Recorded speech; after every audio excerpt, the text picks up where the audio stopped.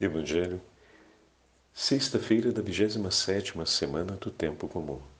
O Senhor esteja convosco, Ele está no meio de nós. Proclamação do Evangelho de Jesus Cristo, segundo São Lucas. Glória a vós, Senhor. Naquele tempo Jesus estava expulsando o demônio, mas alguns disseram: é por Beelzebul, o príncipe dos demônios, que ele expulsa os demônios. Outros, para tentar Jesus, pediam-lhe um sinal do céu. Mas conhecendo seus pensamentos, Jesus disse-lhes: todo reino dividido contra si mesmo será destruído, e cairá uma casa por cima da outra. Ora, se até Satanás está dividido contra si mesmo, como poderá sobreviver o seu reino? Vós dizeis que é por Beelzebul que eu expulso os demônios.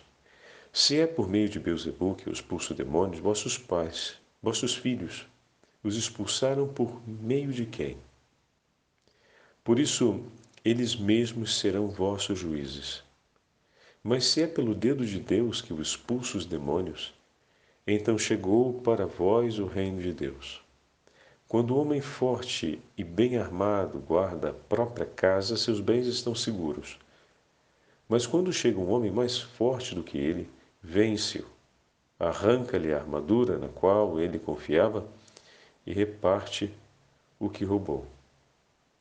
Quem não está comigo está contra mim, e quem não recolhe comigo dispersa. Quando o espírito mau sai de um homem, fica vagando em lugares desertos, à procura de repouso. Não o encontrando, ele diz: vou voltar para minha casa, de onde saí. Quando ele chega e encontra a casa varrida e arrumada, então ele vai e traz consigo outros 7 espíritos piores do que ele, e entrando, instalam-se aí. No fim, esse homem fica em condições pior do que antes. Palavra da salvação. Glória a vós, Senhor. Sexta-feira da 27ª semana do Tempo Comum, em nome do Pai, do Filho e do Espírito Santo. Amém. Queridos irmãos e irmãs, a Santa Liturgia nos entrega a continuidade do 11º capítulo do Evangelho de São Lucas. Eis Jesus Cristo, o homem forte, que conquista com o poder do seu nome e com a autoridade que lhe é própria, e arranca das mãos do inimigo infernal o que outrora estava sob a sua regência. Eis aqui aquele que é capaz de submeter todas as potências infernais, aquele que age por amor às almas, aquele que age para a nossa salvação. Eis o leão forte da tribo de Judá que se levanta contra as potências inimigas para nos dar a graça da sua misericórdia e do seu perdão. Queridos irmãos e irmãs, a Santa Liturgia hoje nos apresenta esse questionamento feito pelos interlocutores de Jesus de uma maneira não apenas maliciosa, mas hostil àquilo que vem de Deus. O questionamento apresentado por aqueles que falam com o Senhor, aqueles que o acusam, aqueles que pedem um sinal, é o típico questionamento de quem não quer reconhecer o que é de Deus. A ação de Deus ela é tão evidente, tão notória, que a única forma de poder não afirmar tratar-se do próprio Deus que age é declarar que aquela ação ali não vem de Deus. Que grande tristeza é vermos uma assembleia no Evangelho de hoje, ou um grupo, que diante de todos os sinais e prodígios de Jesus, obstinadamente procura negar que se trata da mão de Deus. Não apenas não compreendem, não se trata aqui de uma dificuldade de entendimento. Trata-se aqui de uma intenção formalizada de não dar a Deus o que lhe é justo e mais, de procurar usurpar o que é seu. Eis uma oração que nós temos que ter sempre presente nos nossos lábios e no nosso coração. Ajuda-me, Senhor, a reconhecer sempre a Sua presença e a render graças por tudo aquilo que o Senhor realiza no meio de nós. Não permita, Senhor, que a minha alma e os meus sentidos se confundam sobre a Sua presença. E dai-me a força de proclamar e manifestar ao mundo a Sua glória. Que os meus olhos não vejam apenas, mas que eles recolham a alegria do meu coração. Que os meus ouvidos apenas não escutem, mas eles recolham as vozes que vão alegrar o meu coração, o anúncio que vai me trazer a vida, que vai levar a minha alma ao gozo, a rejubilar na Sua presença, Senhor. Dai-me a graça diariamente de cantar os Seus louvores e a alegria de ver o Seu poder acontecendo no meio de nós. Não permita, Senhor, que o meu coração se confunda. Não permita, Senhor, que os meus sentidos se dispersem diante do Teu agir, diante do Teu poder. O mundo à nossa volta, meus irmãos, constantemente leva o homem a essa experiência de confusão. Esses dias, por exemplo, eu ouvia um comentário que parecia ser de grande sabedoria de um professor que tem um certo relevo e arrastava uma legião de pessoas que consideravam o seu comentário a respeito do fato da igreja ser igreja por causa de uma invenção dos apóstolos e não da ressurreição de Jesus. E por um instante eu falei, meu Deus, eu não estou acreditando que eu estou ouvindo isso. Esse é um argumento nessa qualidade que já está superado desde os 180, com afirmações categóricas e claras, sem falar nas evidências históricas que mostram a impossibilidade disso ser verdade. Mas mesmo assim, ainda nesse tempo, alguém falando com um tom de aparente sabedoria, apresenta ainda esse tipo de discurso. E ali naquele momento ficava claro o quanto no nosso tempo, a causa desse grande torpor, esse grande adormecimento da sociedade na hora de refletir as perguntas essenciais da vida, na hora de saber recolher as evidências do agir de Deus, as evidências do tempo, as evidências da própria história, né? Se torna presa fácil para discursos tão antigos e tão equívocos, né? Só para considerar de maneira rápida a premissa que foi falada, como assim?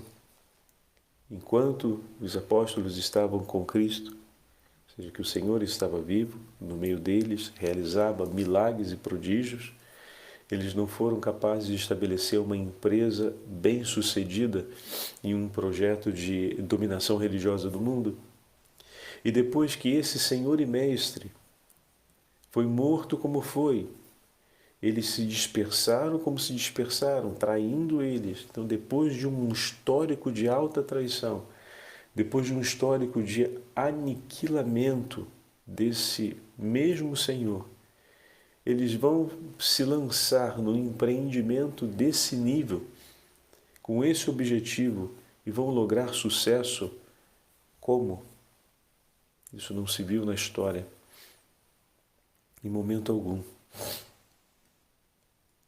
O que nos leva a crer que somente algo mais forte do que tudo o que eles viram e do que tudo aquilo que passaram é que poderia ser forte o suficiente para levá-los a êxito e levá-los a ter o vigor de se lançar nessa grande empresa do Evangelho e do anúncio do Reino dos Céus.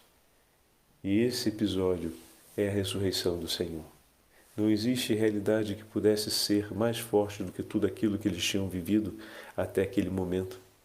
E ser capaz não apenas de ser mais forte para dar força de início, mas para sustentá-los no agir. Porque não se trata apenas de ter uma motivação para começar, mas ter também a força para continuar até o fim, a ponto de entregarem a vida. Não entregariam a vida por um morto que tivesse sido morto, humilhado, e cujo fracasso já fosse por eles atestado na própria vida, mas entregariam a vida por aquele que venceu a morte, por aqueles que o arrancou da própria vergonha e que permanece vivo. Entregariam a vida sim por aquele que entregou a vida por eles e permanece vivo ao lado deles. Então essas são algumas evidências claras a respeito da ressurreição. Quando falamos de evidências claras, estamos falando a respeito disso, né? Da compreensão histórica dos fatos. Estamos diante de pessoas de carne e osso. E tudo isso depõe em favor da ressurreição, porque não se conhece na história um contexto que fosse diferente desse. Sem falar depois que todos os fenômenos próprios da miséria do ser humano, enquanto limite, pecado, vergonha, acontece em todos os seres humanos ao longo da história, exceto numa que foi preservada do pecado, a Beatíssima Virgem Maria. E se a Igreja não foi ao aniquilamento completo, como muitas realidades ao longo da história foram, por conta dessa característica do ser humano, e se ela permanece e as portas do inferno não dominam contra ela, é porque a mão de Deus está sobre ela. Não estamos falando da história desses últimos 20, 10, 50 ou 100 anos, mas estamos falando de 2000 anos de história. Que a mão do Senhor permanece conosco ao longo dos séculos, em tantos contextos, sofrimentos e experiências diferentes. Por quê? Porque a unidade da Igreja está em Cristo. A unidade da Igreja está no sacrifício redentor de nosso Senhor Jesus Cristo. Eis aqui um reino unido, onde o Senhor triunfa sobre todas as coisas. Ele é a cabeça e nós somos o seu corpo. E permanecendo unidos a Cristo, permaneceremos vivos como os ramos unidos à videira e produziremos frutos, como o Senhor declarou e prometeu. Todo aquele que guardar a sua palavra em escuta e obediência se tornará lugar da habitação de Deus. Todo aquele que o amar sobre todas as coisas e amando, aprender dele a amar o próximo como a si mesmo, será seu discípulo e com ele permanecerá para sempre. Todo aquele que buscando perseverar, todo aquele que bater e pedir, dele receberá para permanecer com ele unido, perseverando até a vida eterna. E receberá ainda nesse tempo todo aquele que se entregar a ele e com ele unir-se para fazer-se vítima de amor, subindo também o Calvário, entregando-se sobre a cruz, receberá ainda nessa vida 100 vezes mais, e como recompensa, a vida eterna. Eis aqui, meus irmãos, o nosso Senhor, que na figura dos santos e santas, e mais uma vez hoje temos a beata Alexandrina Costa, mais uma beata, mais um na fileira dos santos, que entregaram sua vida como vítima de amor pela conversão dos pecadores, pela paz no mundo e, sobretudo, a fim de que a juventude, outrora arrastada pela indiferença, arrastada por diversos discursos